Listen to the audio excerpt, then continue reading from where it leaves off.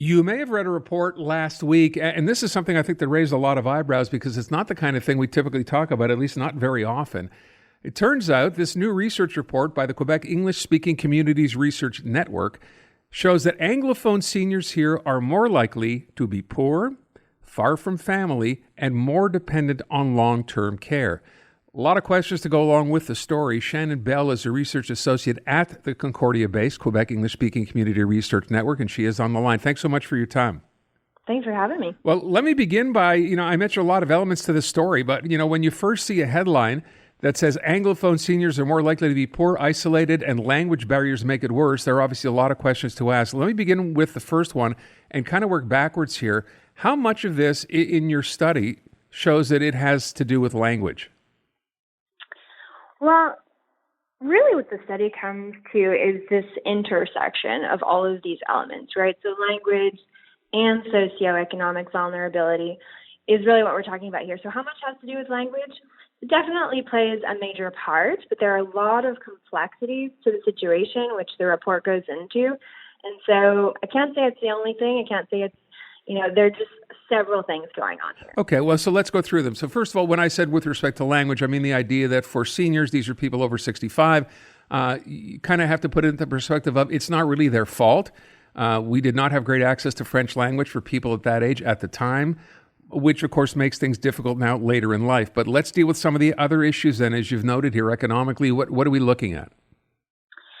Right. So, and what I think it's important to say is that when we talk about English-speaking seniors, we're really talking about first official language spoken. So that includes more than just what we're going to call those historic Anglophones who, like you just mentioned, may have had lack of access to good French language programs earlier. We're talking about immigrants as well, whose first official language in Canada is going to be English instead of French. So all of these different characteristics make up this population. And so when we're talking about socioeconomic vulnerabilities, 13.5% of those English-speaking seniors live below the income cutoff. And so for comparison with French-speaking seniors at 9%, that's a bit higher, right? And also, because of the diversity of this population, more of these English-speaking seniors are likely to identify as a visible minority. And so that's going to be getting into things with culturally appropriate services and the intersections between racialization, linguistic minority status, socioeconomic status, all of these coming together to create a portrait that's really complex. Yeah, and of course, one of the sad parts of this is it also leads to, as it's noted in the article, right, negative healthcare results because, well, partially by virtue of access, I guess if you live in a rural community in Quebec, and partially because that's just the way things have worked out. If you can't speak, French well enough, it's going to be something that comes back to bite you. That's right. That's right. This idea of language asymmetry is what the research talks about, or language discordance, when the healthcare worker and the patient don't share that same first language. And so absolutely, it's going to have some negative outcomes. And those who are most susceptible to that are going to be those living in the remote areas of Quebec, in the rural areas, which, are the hardest to reach places. So you're talking about regions like Quebec, Côte-Nord, where the proportion of those who don't speak French in this age group is super high. We're talking 89% in Quebec. And so that's where this kind of disconnect comes with the resources and the services, because there are some, right? You can access English services in some parts of Quebec, but it's harder in those places where actually the proportion is higher and the need is higher. Yeah, and of course you also, and I guess we can understand this too, there's that technological challenge as well for seniors, right? And so much of the networks of anything you're trying to get from government these days has gone that way, so that works against them at the same time. Absolutely. This idea of digital literacy, digital skills, and that works in tandem as well with the fact that a lot of these English-speaking seniors lack an educational degree or diploma, which can make it harder to adapt to getting online and figuring out some of these barriers there.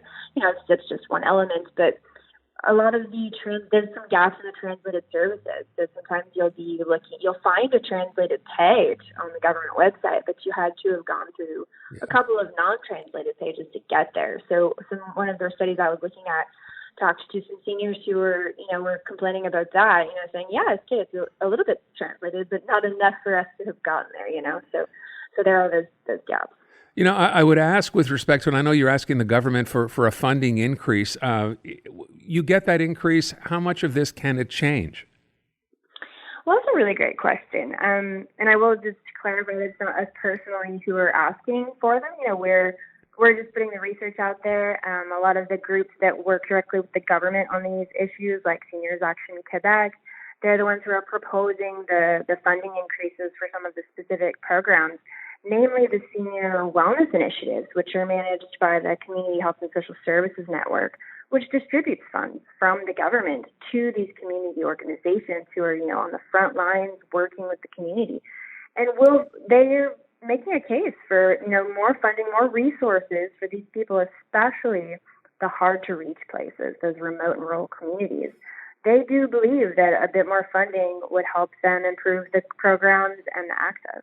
I would ask you, perhaps not fair, but, for seniors perhaps hearing this or, people with parents, grandparents, et cetera, dealing with situations like this who don't know where to reach out, how to reach out, what's the advice there? That is an excellent question because you don't know what you don't know, right? And the response that I've seen to that question is,